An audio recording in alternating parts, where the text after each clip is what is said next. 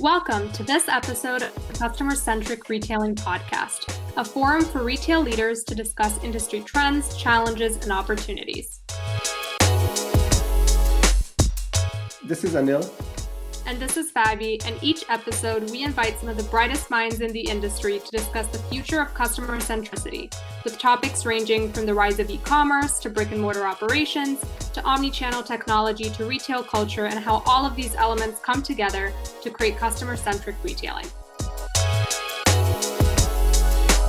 Today we have with us Sucharita Kodali, e-commerce expert, retail analyst for Forrester Research, and former marketing director for Saks Fifth Avenue. Welcome to the podcast, Sucharita. It's a pleasure having you on.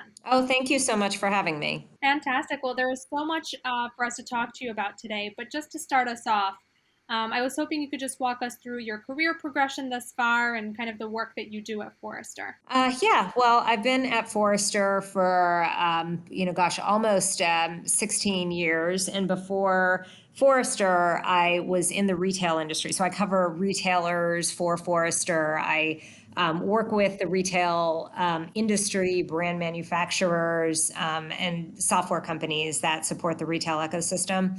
And before I joined Forrester, I was in the retail industry for about 10 years, working at different types of retail organizations. I worked in department stores, big box stores, brand manufacturers. I was at a startup. So that's a little bit of my background in retail and commerce. There's a couple of different things that we can dig into there.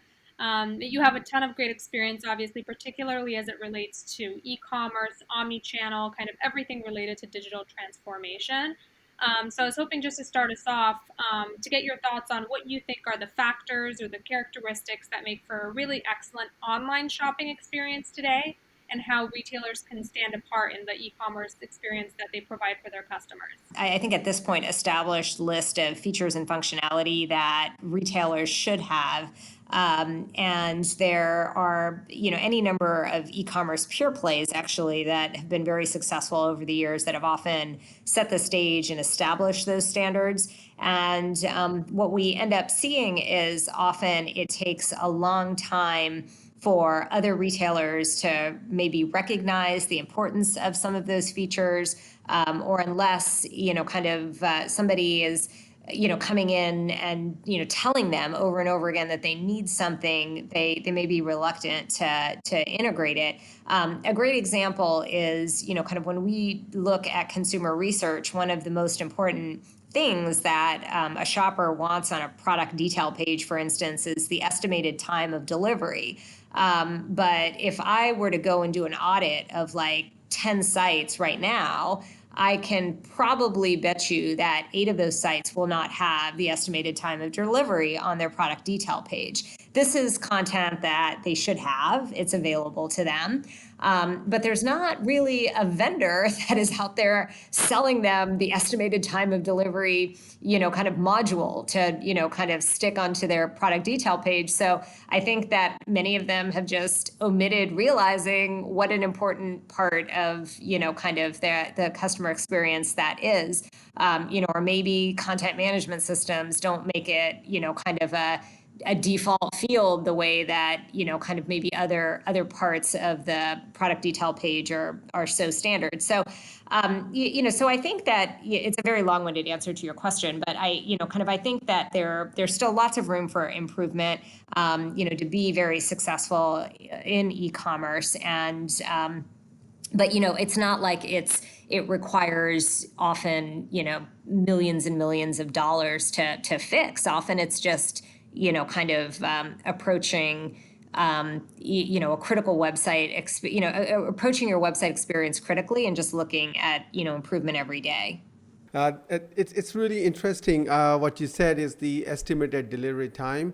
And yes, I agree with you. While the information is so easily available, but it's not actually delivered to the client, to the users.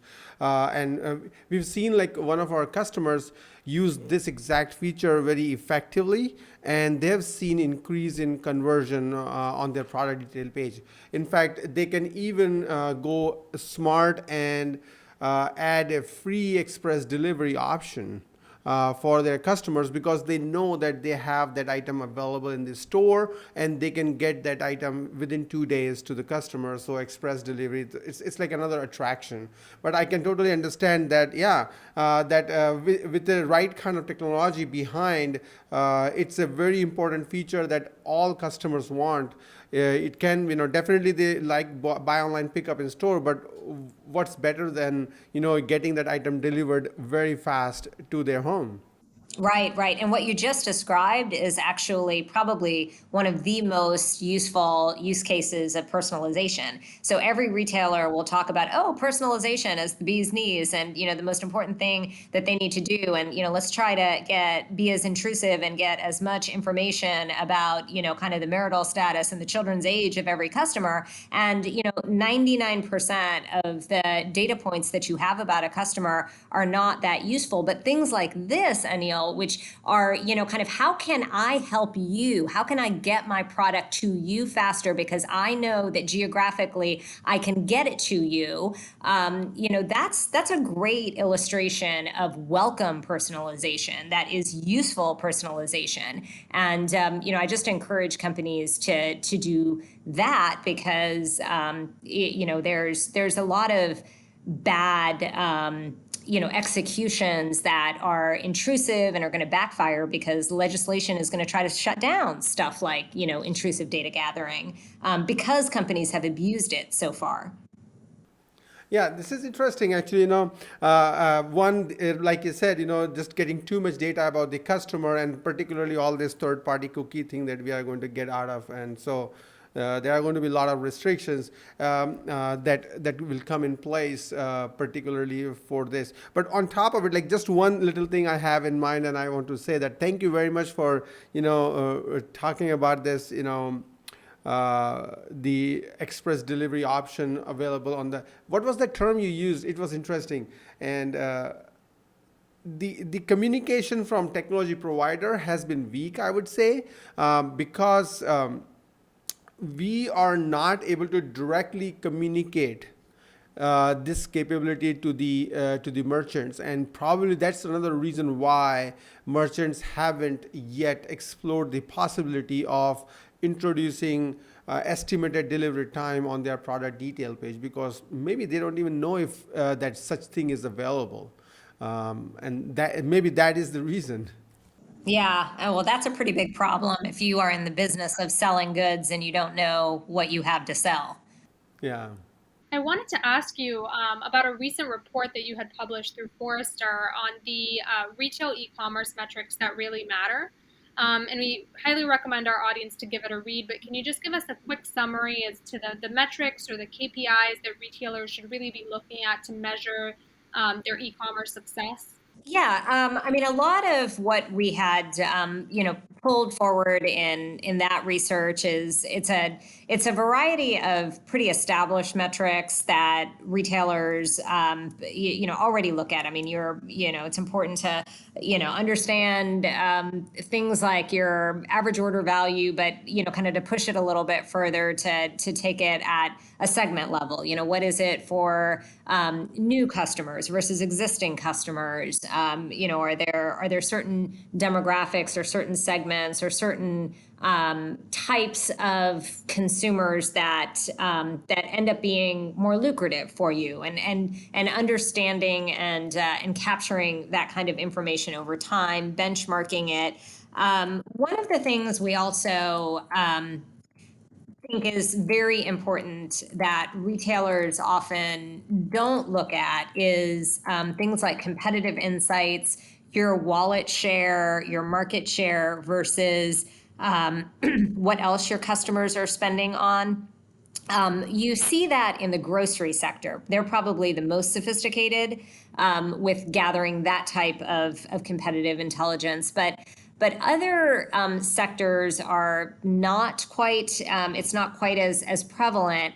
And if it is, it may be kind of siloed in certain parts of the organization. And it's interesting because it is probably the number one metric that that a marketer, for instance, should be looking at. And but yet, I don't see a ton of marketers really, kind of managing their business by whether or not they're losing market share, or whether or not they are, how they're doing compared to their competitive set, or whether amongst their best customers, kind of what percent of that customer's wallet share are they able to actually capture. Rather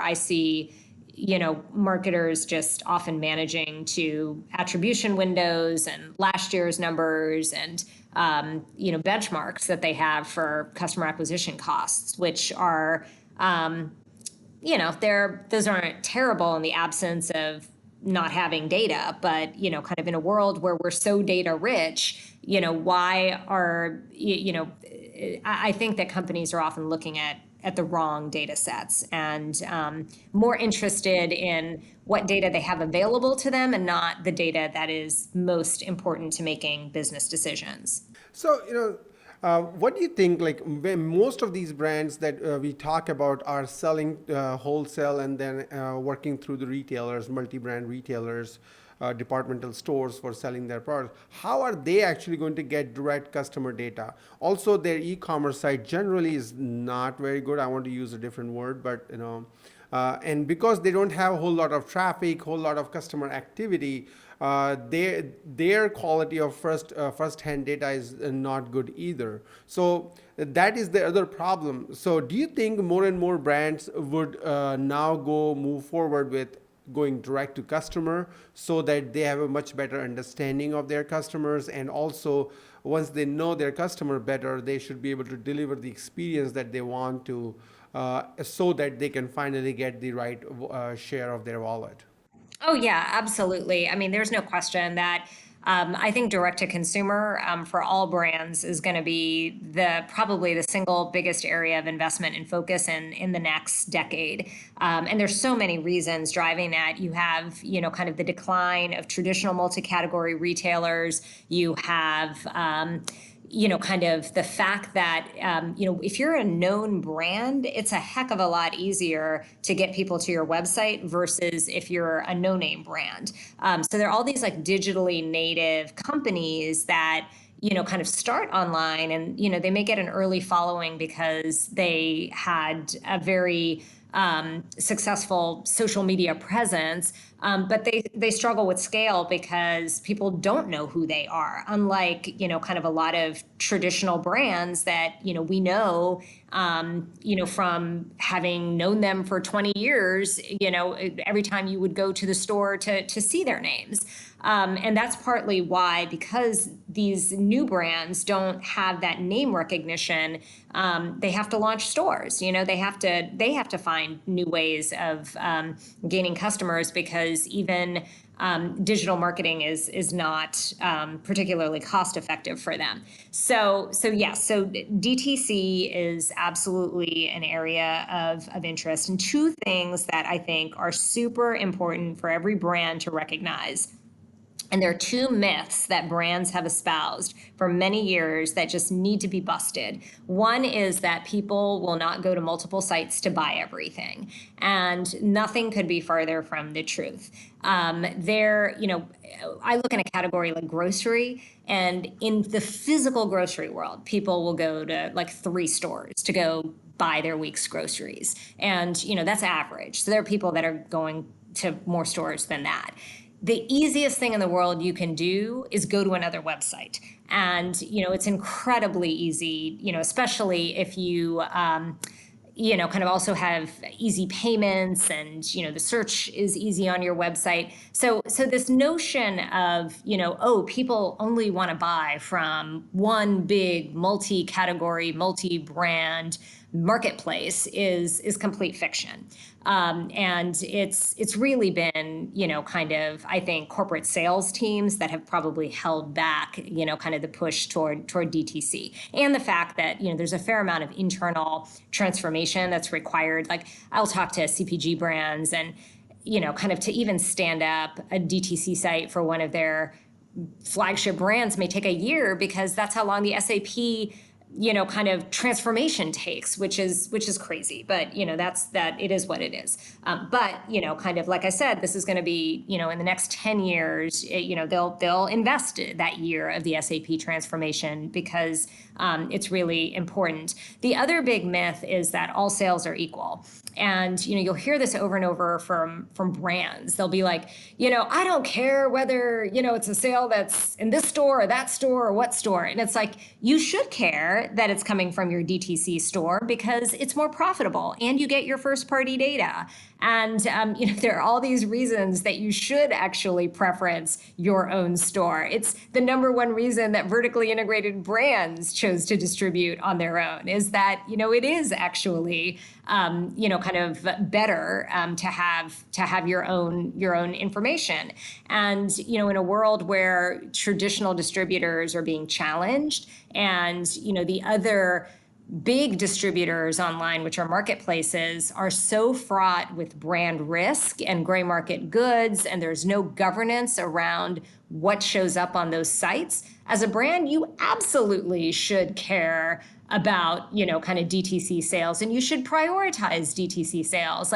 And there are very, very few companies that explicitly do that. Dyson is one. And every brand should think like Dyson, where on their website they have usually listing a half a dozen reasons that consumers should purchase directly from Dyson.com versus anywhere else. So, when you're talking about this D2C brands going digital, online, also you talked about the user experience that they should be providing, make it easy for customer to buy so that they would come visit your store for even to buy like a one or two of things, right? So do you think that organizations are spending enough energy, time, and right kind of resources on designing the experiences for the e-commerce site? Or is it mostly like a very standard checkout process or very standard e-commerce layouts and all that? And how much of real custom use experience they should be doing, or should they be sticking to the generic more best practices of industry? Because 90% of the online customers are actually trained to use e-commerce by Amazon. So there's one risk that if you are too different from Amazon in user experience, then chances are that user will be lost and they would not know what to do. So what do you think about these challenges of launching D2C brands, online brands, and how to manage those experiences?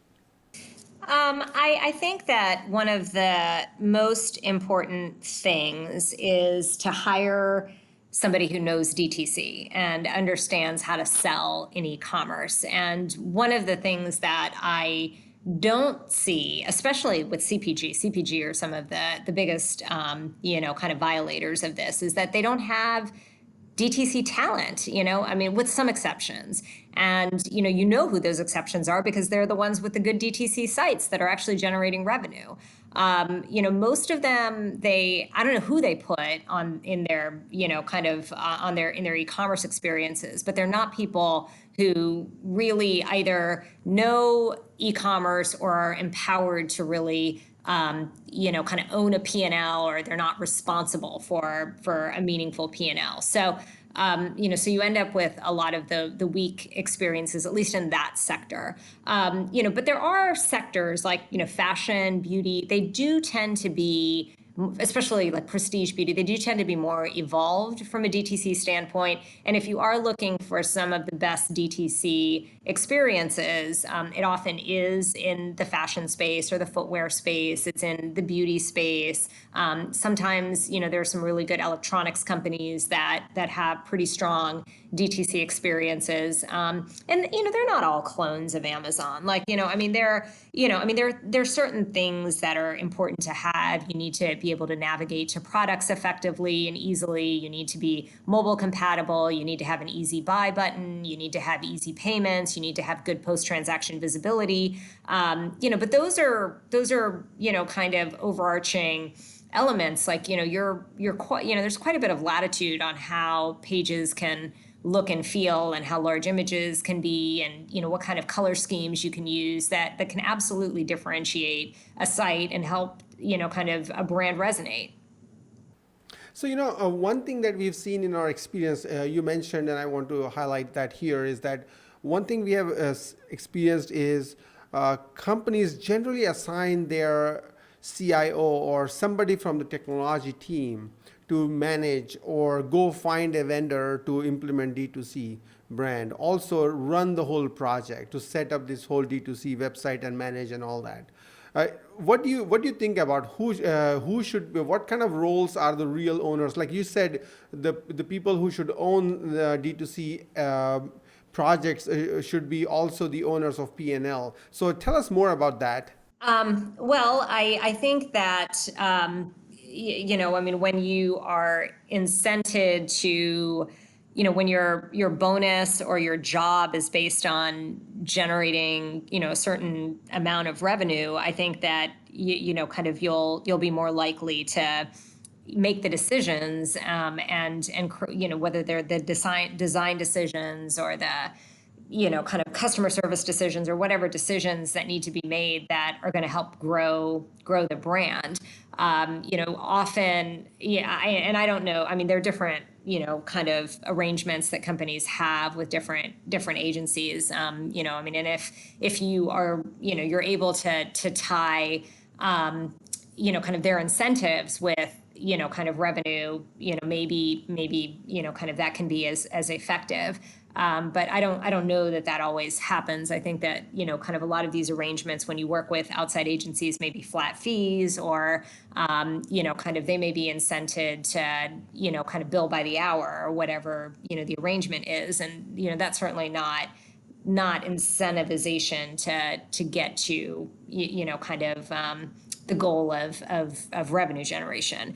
But I don't know. I mean, you'll have to tell me. I mean, maybe I'm mistaken, and I'm kind of being overly dismissive of maybe there are a ton of creative arrangements out there now, and they're fabulous systems integrators and agencies that have just created amazing experiences that I just haven't been exposed to. No, actually, the agencies, they would create what the brand wants them to create. They are the people who can really get into your brand experience, understand, work with you to deliver that experience online. What I've seen is challenging is generally the person who's coordinating or talking or is the owner of the relationship with the agency is the head of IT or CIO or somebody from the technology team. The problem is that technology people know how to talk about the software and features and all that, but they don't know much about the business. And also, like you said, they are not if you're not responsible for P&L, if you're not responsible for actually making money, chances are that you may not make the right decisions. So really, I think the D2C, the brands who have D2C vision should have somebody from marketing or somebody from sales, actually from operations, be owning the project for going D2C, so that they know the objective is not to put in the expensive big technology, but the goal is to make money. Goal is not to implement two features, but goal is to actually make sure customer finds it easy to use your online website, and also that the site converts easily. So that's where we've seen a lot of challenge, where brands make a mistake is they assign a tech person or a CIO as a owner of the project for putting up the online store. To pivot a little bit, I wanted to ask about a recent report that you also, published through Forrester that was all about customer loyalty. And I think that's more important now than ever in this pandemic or post-pandemic world, whatever you want to call it these days. But people really tend to be going to brands that they know already, as opposed to kind of discovering new things. So I was just curious kind of what your perspective is on the state of retail loyalty today. Yes, people, kind of often, the majority of consumers say that when they find a brand, they stick to it. But you also have a significant percent of people that say that they're willing to try new brands. And that does erode share, right, from incumbent brands. And kind of that those numbers also can vary from category to category.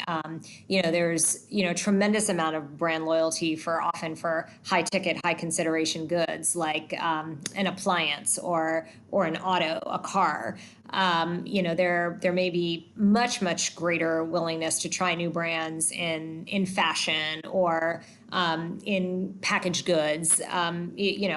Now that said, there's also the delta between retailers and brands, and I would say that consumers are more likely to be more loyal to brands than they are to retailers. The exception being if the retailer is the brand, like a Lululemon. I think multi-category retailers tend to be much more challenged because the brands that they have, they are basically the sum of their brands. But if their brands are not unique to them, or the SKUs that they hold are not unique to them, there's not a compelling reason for shoppers to go there. And that's been one of the fundamental issues with internet disruption, is that these retailers are kind of relied on for decades, the unique location, their store locations, being, and as being the driver of what was differentiating about them.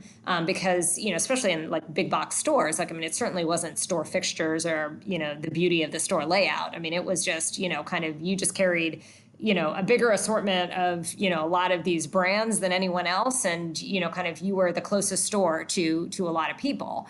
And that went away with the internet. Because they, these retailers didn't have unique relationships with the brands. There were a lot of the marketplaces that were able to procure inventory, not always through the most above board patterns. It was hook or crook that a lot of marketplaces acquired the merchandise that they acquired, but they acquired it, and that kind of ended up cannibalizing stores. So I don't know that kind of the loyalty is still very important there. People are willing to try new things, but brands, not every brand is up to kind of being that brand that people will switch to. So I think that that still puts incumbent brands at an advantage, but kind of where the retailers are challenged is that some of those best incumbent brands are so broadly available that kind of that is no longer a point of differentiation for them, and those retailers need to figure out kind of, well, what else can they do? Can you carve out unique relationships? How do you source more unique relationships? I mean, that's why a lot of them are investing in private label, but these are I feel like these are Hail Mary passes in an industry that has already changed and passed them by. It's interesting because I feel like to a certain extent what you're describing is kind of a tension between the online and offline worlds of retail, right? And there's some brands that are moving a lot in the D2C space, some brands that are still primarily brick and mortar. There's a lot of discussion right now about which one's stronger, which one should you focus on. So I'm just curious what your opinion is on what the ideal relationship is for retailers that do have both an online and an offline presence. What's the ideal relationship between those two spheres? That's a good question, and I think that it's different for a retailer where you own the customer relationship in both channels. versus for brands where, kind of their e-commerce channel, their owned e-commerce channel, they get more data than other digital e-commerce channels that they don't own.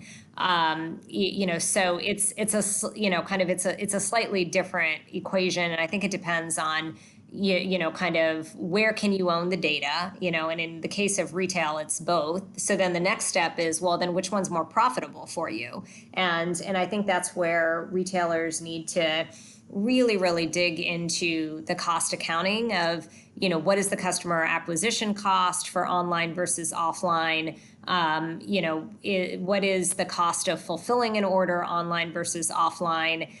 Is it cheaper to have somebody purchase the order online, but then to pick it up in the physical store? And if that is truly the cheapest way, then incent customers to take that approach. And I don't see a ton of companies explicitly trying to, kind of manipulate, not manipulate's the wrong word, but trying to incent behavior that is financially viable to them. They're trying to incent behavior that they think is competitive with Amazon, and that seems which they have to do because they're not selling unique products. I mean, if you're selling unique products, you're in a much better position to kind of do things on your terms. Yeah, completely agree with you there that there's definitely a big difference.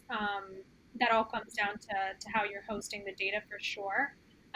There was one last question that I wanted to ask you because in your background, you worked at Toys R Us back in the day before Saks and before Forrester, and that's been a pretty publicized bankruptcy at the time when retail bankruptcies are very commonplace and everybody's talking about the bankruptcies and the retail apocalypse and maybe the end of physical retail.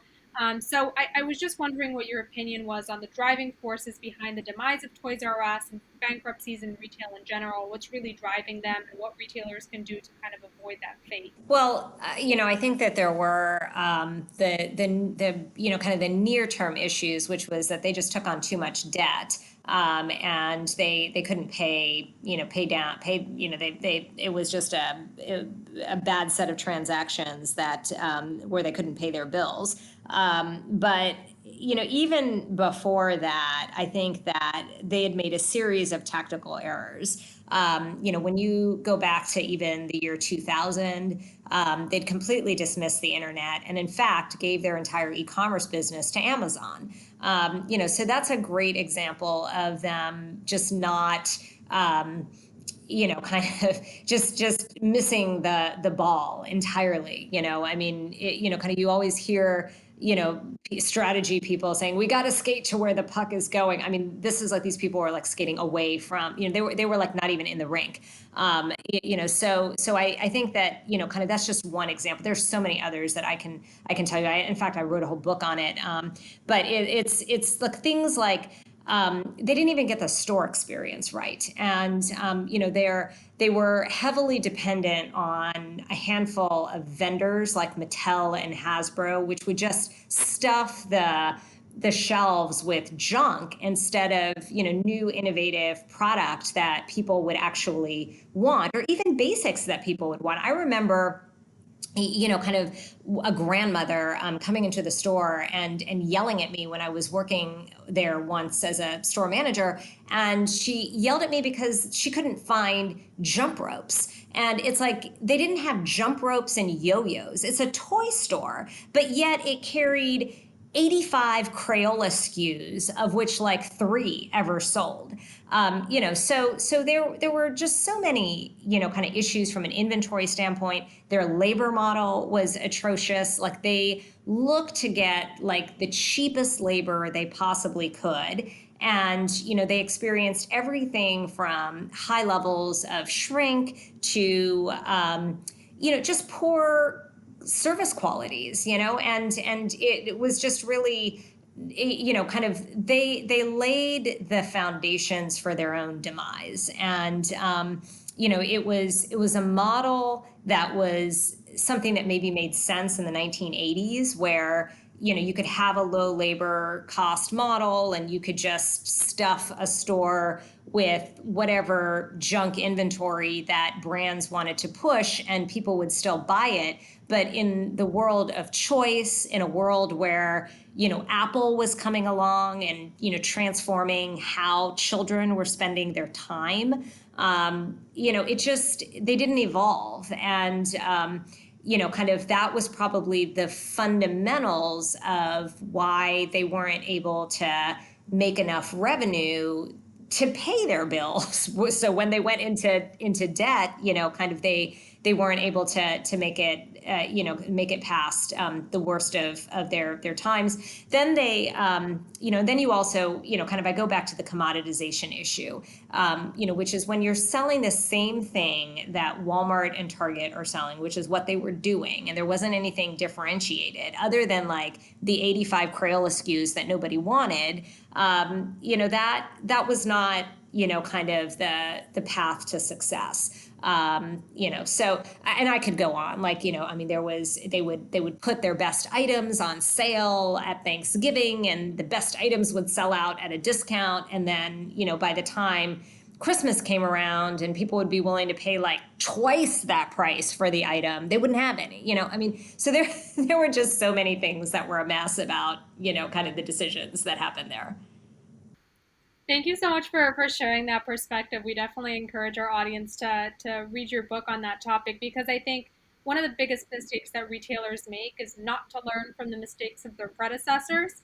And even hearing that, a lot of that seems like common sense, but I think a lot of retailers even today are struggling to evolve. And it's exactly that metaphor that you used before with the hockey puck, and they're going in the exact different direction where they're not even in the same arena. And that's when it comes to discussions about e-commerce, direct-to-consumer, omni-channel. And so retailers are still making that mistake. And so that's why I think it's so important for them to look to their predecessors and see how that's ended in the past, because retail is such a fast moving industry. So you really don't have the choice to stay in your own lane. The lane is going to change. Thank you so much for sharing that story. And I think we can end there with that story, but I wanted to give you an opportunity just to tell our audience how they can keep up to you, and if there are any projects that you're working on. I'm pretty active on Twitter and LinkedIn. So feel free to follow me on any of those social channels. But the big project that I'm working on now, especially since we had alluded to direct to consumer earlier, is I have a study of brand manufacturers that I will be releasing in the coming weeks that is basically brand manufacturer opinions and attitudes and metrics on their digital commerce strategies. And really it is, kind of a head-to-head comparison of the success that brands see on third-party marketplaces versus their wholesale.com channels versus their direct-to-consumer channels. So that one should be a really interesting one. And hopefully it changes some of the dialogue, in particular, the dialogue around DTC. Stay tuned on that one. Really, I'm looking forward to that report, especially because, often I come across a lot of these brands who don't know how to do DTC right, or especially e-commerce right. They lean on marketplaces like Amazon and other marketplaces to sell their inventory, particularly in the last 1 year when their stores were closed and all that. So yeah, it will be really interesting to read that report that you have coming up. Yep, and we definitely recommend to our audience to keep their eyes peeled for that report, and also check you out on social media to keep up with your insights. But for now, thank you so much for joining us on the podcast. Yeah, happy to be here. Thank you. Thank you. Great. It's a pleasure having you on.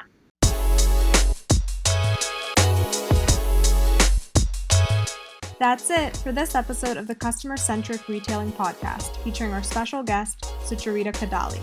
Sucharita is a true e-commerce expert and has had the opportunity to view the retail industry from above as a research expert at Forrester. She truly believes that in order to survive, retailers must adapt, particularly to their customers' digital expectations. If you like what you heard, you can subscribe on Apple Podcasts, Spotify, and Google Podcasts. Please rate and review and recommend to a friend or fellow retail fanatic. This podcast is brought to you by Hot Wax Commerce.